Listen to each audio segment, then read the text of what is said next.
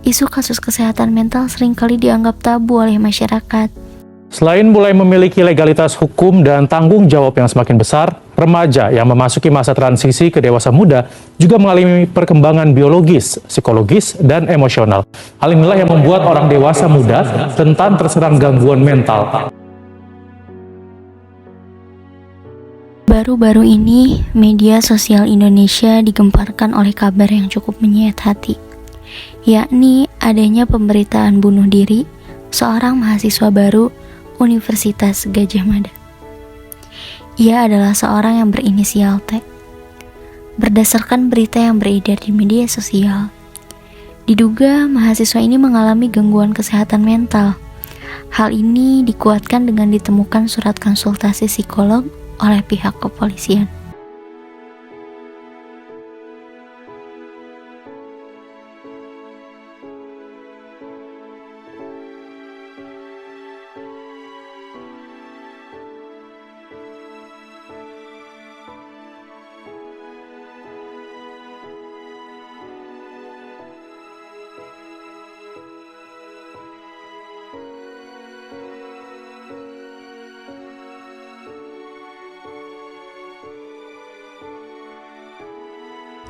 Dunia ini penuh dengan hal yang melelahkan.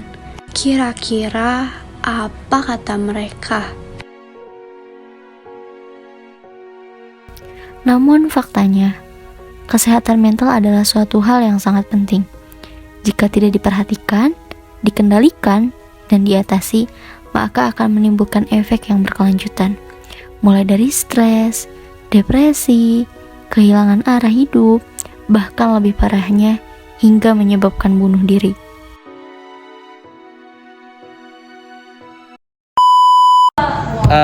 Kalau kesehatan mental ya, love sih.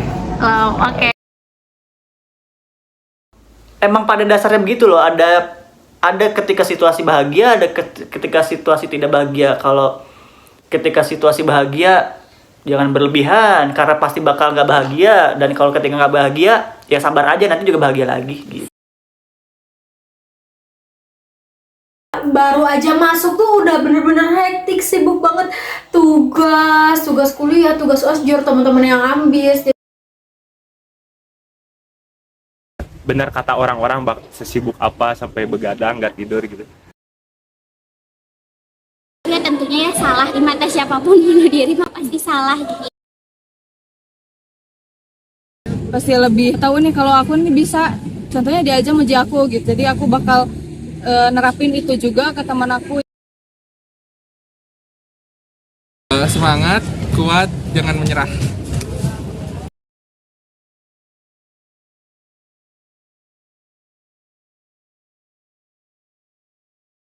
Adapun juga kita ini bukan seperti batu mati gitu yang hanya ada wujud fisiknya, yang hanya perlu dibutuhi kebutuhan fisiknya, tapi secara psikologis kita juga harus terpenuhi gitu. Mungkin kita sebagai mahasiswa juga harus peduli dan mulai care dengan isu-isu yang kayak gitu. Mungkin bisa kita mulai dari teman-teman dekat kita, teman-teman yang dalam bahasa populer sekarang yang se-circle dengan kita gitu. Jadi mungkin harus mulai aware dengan hal-hal yang semacam itu gitu. Apalagi dalam dunia perkuliahan yang sangat dinamis, yang sangat rumit dan sangat melelahkan ini, ya perlu gitu kebutuhan secara psikologis kita itu termenuhi dengan selayak-layaknya gitu.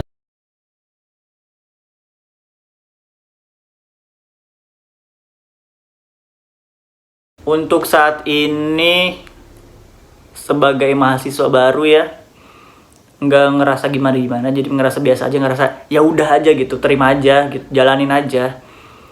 Karena emang pada dasarnya begitu loh, ada ketika situasi bahagia, ada ketika situasi tidak bahagia. Kalau ketika situasi bahagia jangan berlebihan, karena pasti bakal nggak bahagia. Dan kalau ketika nggak bahagia, ya sabar aja, nanti juga bahagia lagi gitu. Kalau misalnya kalian lagi dihadapi sama masalah, kalau aku pribadi, aku nggak perlu menemukan solusinya langsung. Nanti masalah itu juga bakal terurai sendiri sama waktu. Tapi tahu nggak, aku kemarin baca Gimana tuh? waktu tuh nggak pernah nyelesain masalah, tapi waktu ngasih kita ruang untuk nyelesain masalah. Wah, itu boleh juga, itu boleh juga. Yakini dan sadari kalau masalah akan muncul, dan ketika masalah itu muncul, lewatin aja, jalanin aja. Yang paling penting kuncinya itu bertahan. Kalau misalnya kita fokus pada menyelesaikan masalah, mungkin akan stres sendiri ya. Tapi kalau kita mikirnya setidaknya kita bertahan, pasti akan bertahan. Keputusan yang dekat-dekat ini keputusan waktu belajar SBM. Ya udahlah gitu, mau bagaimana lagi dengan segala ekspektasi yang ada. Akhirnya ya berjuang dengan seadanya, ya pada akhirnya harus menurunkan ekspektasi juga biar kita nggak kesiksa gitu kan, menderita gitu dengan ekspektasi kita sendiri. Mungkin banyak teman-teman juga yang support, yang banyak membantu Irsad juga. Jadi dalam lingkaran keputusan waktu belajar SBMPTN itu akhirnya bisa dijalankan dengan sebaik-baiknya gitu, walaupun ya ada rasa kecewa dan lain sebagainya akhirnya, tapi bisa terobati dengan adanya kawan-kawan semua gitu. Pernah banget, apalagi waktu awal-awal kuliah tuh aku ngerasa kayak aku nggak masuk gitu sama circle ini, circle itu. Aku ngerasa kayak aduh nggak punya teman, apakah ini saatnya aku menjadi manusia yang no lab. Di situ sih aku ngerasa kayak orang-orang teman-temannya udah pada nyambung, udah pada punya circle, dan aku ngerasa kayaknya nggak ada yang mau temenan sama aku. Tapi itu tuh enggak ya, ternyata aku juga punya teman. Terus aku pernah juga sih ngerasa nyerah banget. Jadi kan tugas kuliah sama tugas jujur tuh bertabrakan, dan aku itu ngerasa capek banget sih, kayak aku nggak bisa. Aku di situ sih lowest point waktu kuliahnya. Senengin diri sendiri dulu aja gitu, biar gak butuh orang lain. Sama sekarang juga kayak kalau misalkan banyak tugas tuh jangan dipikirin sekaligus semuanya, tapi cicil gitu, kayak oh ya udah aku sekarang mau ngerjain ini dulu, habis itu ini, bikin list kalau bisa. Jadi pokoknya jangan dibebanin semuanya tuh dalam satu waktu, karena itu bisa bikin kalian stres. Itu pasti sering banget ya, apalagi perempuan itu pasti meluapkan ketika merasakan itu tuh dengan nangis gitu ya. Kayak kalau udah nangis tuh tenang gitu ya, kayak maksudnya jadi keluapin emosinya gitu, dari mulai capek gitu, marah atau dan lain sebagainya gitu. Itu pasti pernah aku rasain kayak gitu. Dan tentunya dan semester 3 ini juga cukup membuat berat juga gitu buat aku. Jadi kadang juga aku suka kayak ngerasa kayaknya pengen nyerah aja gitu, tapi kayaknya nggak boleh kayak gitulah. Maksudnya kita juga ada support system gitu ya, ada keluarga gitu ya, utamanya ada ayah sama ibu yang udah bekerja keras gitu ya untuk aku bisa kuliah di sini gitu ya, membiayain dan segala macamnya gitu. Jadi kayak ingat aja ke sana gitu, kalau nyerah ada rasa pengen nyerahnya itu selalu ada, pasti kayak gitu. Tapi itu penahannya sih karena ingat orang tua juga, dan teman-teman yang lebih semangat juga jadi support system buat aku sendiri kayak gitu. Jangan keputusasaan. Ada sih dari tugas, karena dari prodi saya sendiri emang tugasnya itu banyak gitu. Jadi keteteran tiap harinya pasti ngerjain tugas segala macam sampai begadang. Ya itu juga karena ini sih nggak kurang manajemen waktu nih. Bagaimana cara mengatasinya, balik lagi kayak manajemen waktu. Terus ya kan awalnya emang kerepotan gitu, keteteran, tapi karena terbiasa kan jadi bisa gitu. Pertemanan. Ya aku pertemanan merasa belum menemu gitu yang benar-benar sok. Mungkin kan baru pertama kali dekat ya. Jadi belum tahu ternyata sifat ini itu karakter ini itu gini. Jadi harus mendalami lagi teman-teman, mana yang harus kita sesuaikan dan mana yang harus kita tidak sesuaikan dengan sikap kita. Kalau aku keputusasaan dari belajar sih kayak, soalnya aku benar-benar kaget gitu dari yang sebenarnya aku nggak tahu gitu apa sih konsep-konsep seni gitu, ada yang realis, ada yang gimana, aku masih belum ngerti itu. Dan dari ngarsir, dari yang kayak gimana juga aku belum terlalu paham yang kayak gitu. Jadi agak putus asa sih sebenarnya, tapi aku coba aja. Jadi itu pas yang kita pembelajaran masuk itu ternyata langsung diberi tugas, dan jadi ada perkenalan terlebih dahulu. Jadi pas saat itu lumayan agak berat karena dari tugasnya sendiri kan itu tugas gambar langsung praktik juga dan waktunya pun sama-sama cuma seminggu gitu tuh. Jadi hampir full hari itu ada tugas-tugas yang masuk dan kita pun harus menyelesaikan satu tugas. Selain itu ada tugas lain yang sebagai kita maba gitu, ada yang harus dikerjakan juga, jadi agak sempat. Kalau dari aku sendiri mengatasinya itu sebisa mungkin aku untuk mengerjakan kuliah terlebih dahulu gitu, tugas kuliah terlebih dahulu, walaupun sebenarnya tugas kader atau tugas yang lain prajakarya seperti yang kayak gini itu juga penting, tapi yang aku tekankan di sini mungkin tugas kuliah dulu yang paling aku seriusin. Kalau dari aku itu menyesuaikan. Jadi kalau temannya itu kan sikap orang tuh berbeda-beda ya. Jadi aku menyesuaikan dengan sikap dia dan aku juga menyesuaikan dengan sikap si A sama si B itu beda. Aku menyesuaikan. Saya pertama membuat prioritas dan juga yang kedua itu menghindari hal-hal yang setidaknya gak ada manfaatnya ataupun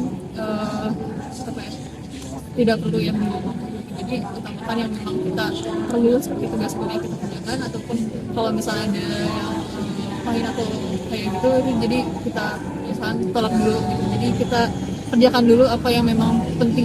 Terus kalau masalah yang menurut saya tidak bisa ditangani, biasanya saya hanya tidak memikirkan masalah itu, atau bahasa gampangnya saya skip masalah itu dan mencari kesibukan lainnya supaya masalah itu tidak dipikirkan lagi.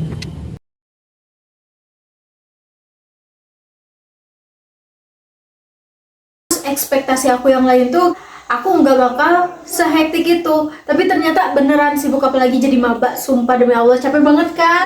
Aku nggak berharap apa-apa karena menurut aku tuh berharap kan identik sama kecewa ya. Kalau misalnya kita udah berharap tapi nantinya kecewa, ya mending gak usah berharap sama sekali gitu. Kalau aku beda ya sama teman-teman yang lain. Kayak soal tugas, waktu, manage uang segala macam, apalagi kan ngekos gitu. Ya jadi inilah sesuai ekspektasi banget. Benar kata orang-orang sesibuk apa sampai begadang nggak tidur gitu. Terus kalau ekspektasi yang dirasakan ya sebelumnya emang udah mencari tahu gitu tentang jurusan DKV seperti apa, bakal sesibuk apa, jadi harus siap.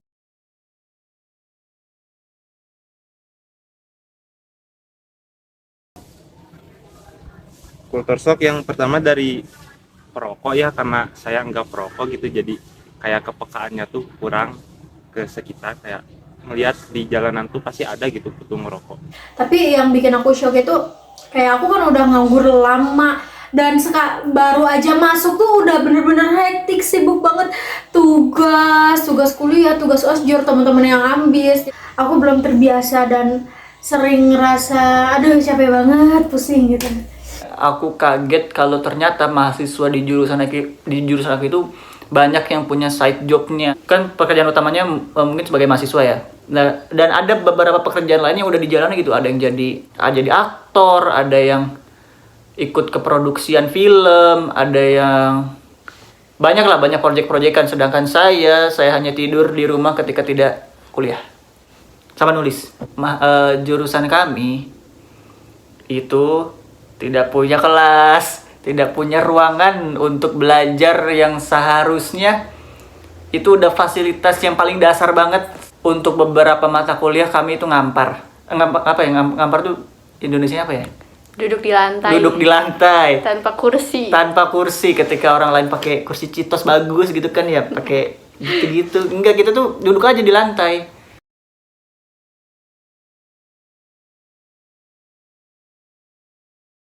Aku miris banget sih dengernya, soalnya aku juga turut prihatin ya. Apalagi itu ada kaitannya sama mental health. Katanya dia itu sering bolak-balik ke psikolog buat konsul, dan dia itu terkenal dan dikenal sebagai sosok yang ceria, humble, banyak teman. Terus FYI juga dia ini ya anak kelas internasional. Itu keren banget, mana UGM kelas internasional ilmu komunikasi, bayangin aja itu seketat apa saingannya. Dan aku ini juga sih kayak sekalian nekenin ke teman-teman tentang mental health awareness, yang dimana kalau misalkan kita ada masalah atau apapun itu cerita, gak boleh dipendam sendirian. Walaupun emang kayaknya kebanyakan orang yang suicide gitu ya, dalam masalah mentalnya sendiri itu karena ngerasa gak akan ada yang ngerti, padahal ya dia itu coba cerita aja, atau harus terbuka dan cari tahu apa sih yang sebenarnya bisa bikin dia tenang. Kalau misalkan emang nggak ada, percaya kalau misalkan diri kita adalah jalan terakhir dalam masalah kita sendiri gitu. Mau segimanapun orang lain bisa bantu kita, tapi yang tetap bisa deal sama perasaan kita, sama emosi kita itu adalah kendali dari diri kita sendiri gitu. Apalagi kalau urusan kesehatan mental sih lebih baik cerita aja gitu ya, cari teman cerita, jangan dipendam, jangan malu buat cerita ke orang, tapi yang harus dipercaya juga gitu. Apalagi kan cowok gitu, solusi terbaiknya bukan bunuh diri, pasti ada solusi lain. Terus manusia itu kan makhluk sosial ya, pasti ada rasa ingin ngebantu gitu kalau ada masalah. Jadi jangan sampai bunuh diri lah, jangan hindari ke pemikiran gitu. Mungkin masalah utamanya itu nggak cuma dari kampusnya, mungkin ada masalah-masalah lain yang akhirnya terkumpul jadi satu. Si masalah itu akhirnya memutusin buat bunuh diri. Ya, kalau menurut aku sih itu kayaknya mungkin kepalang pusingnya, kayaknya udah terlalu pusing banget, dia udah stuck gitu ya, jadi kayak nggak tahu mau berbuat apa dan akhirnya mungkin bunuh diri gitu. Nah menurut aku sih kayak itu tuh yang kayak gitu ya tentunya ya salah gitu, di mata siapapun bunuh diri mah pasti salah gitu ya, apalagi kayak itu tuh kurang iman kayak istilahnya ya. Karena kalau apa sih, kita tuh boleh ya maksudnya kerja keras gitu ya untuk hal-hal di dunia yang kita inginkan, tapi kita juga jangan sampai gak punya iman gitu. Karena kalau misalnya kita kerja keras terus-terusan untuk hal-hal duniawi tapi kitanya gak ada iman, itu pastinya gak jelas gitu, gak jelas arah, akhirnya kita stres sendiri dan itulah penyebabnya gitu, bisa jadi bunuh diri. Dan menurut aku itu kayaknya kurang iman, terus juga maksudnya kayaknya kurang support dari orang-orang sekitar kayak gitu sih. Yang pertama untuk melakukan hal tersebut, jadi pastinya sih banyak yang membuat dia tertekan ataupun pressure yang dia dapatkan selama menjadi mahasiswa baru, ataupun selain itu juga ada masalah pribadi yang mungkin tidak bisa atau diberitakan. Jadi saat membaca tersebut sangat sedih gitu. Jadi saat kita misalnya banyak anak seperti itu, mungkin kalau misalnya sudah cerita ataupun sudah pada psikologi curhatkan masalah kita ataupun masih dalam dirinya yang bisa lepas dari tekanan tersebut, jadi mengakibatkan hal tersebut dan kurangnya support juga mungkin, jadi agak sedih banget dari situ dan pengen lagi mengingatkan itu buat teman-teman lainnya, jika ada masalah apapun sebisa mungkin kita coba tenangin diri dan juga cari masalahnya gitu, cari solusi dari kembali.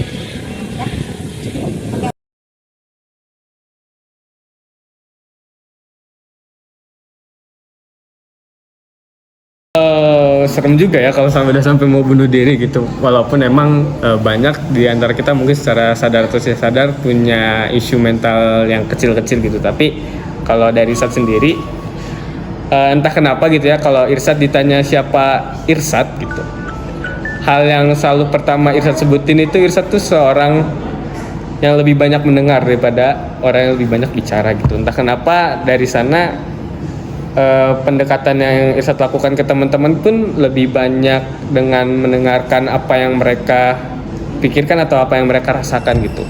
Nah mungkin ini bisa jadi satu jalan juga buat teman-teman yang lain mungkin yang menonton video ini untuk bisa mendengarkan lebih banyak apa yang teman-teman kita yang saat ini teman-teman kita rasakan, apa yang saat ini teman-teman kita alami, sehingga kita juga bisa tahu dan bisa aware gitu terhadap mereka-mereka yang memang memiliki masalah dengan kesehatan mental mereka.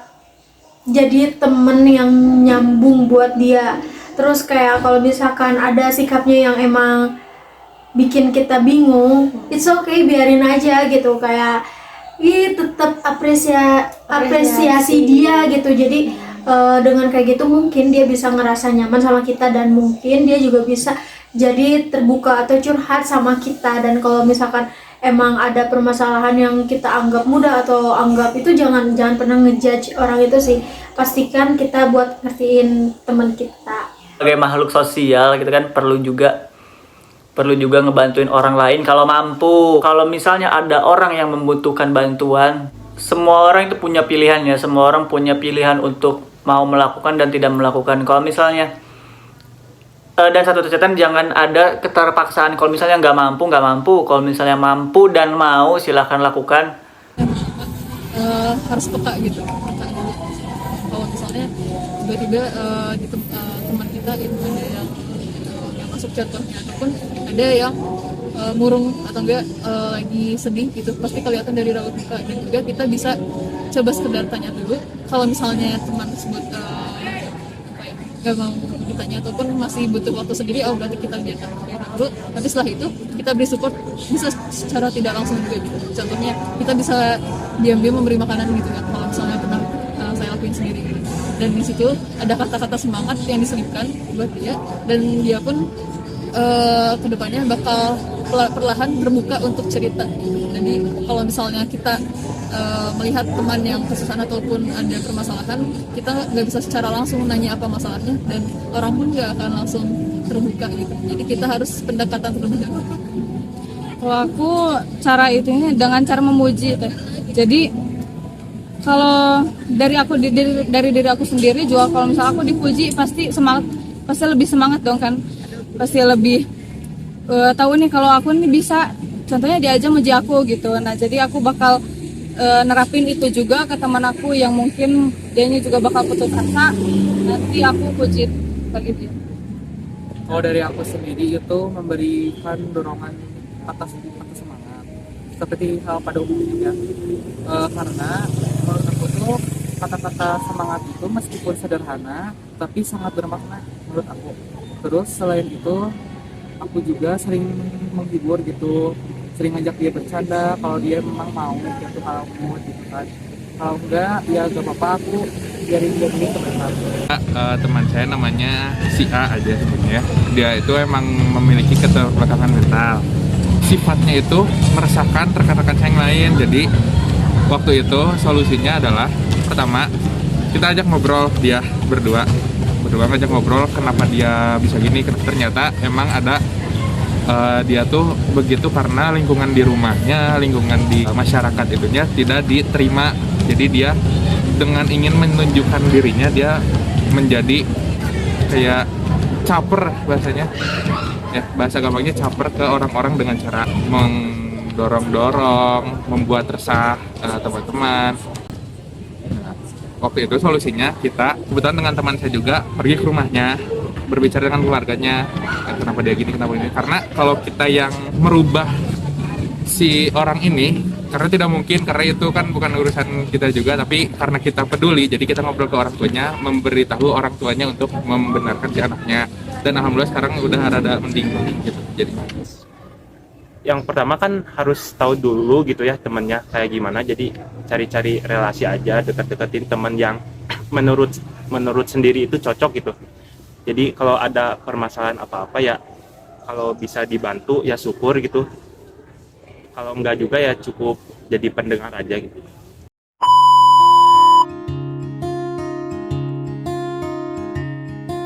Di dunia tipu-tipu, kamu tempat aku bertumpu.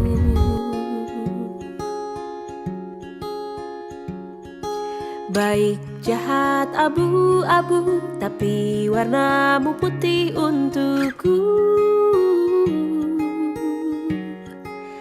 Hanya kamu yang mengerti gelombang kepala ini.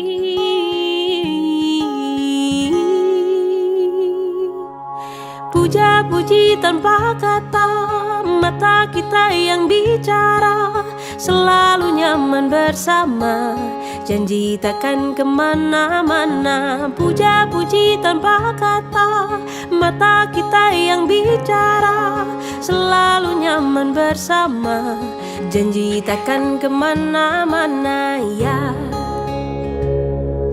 Di dunia tipu-tipu, ku bisa rasa nyata denganmu.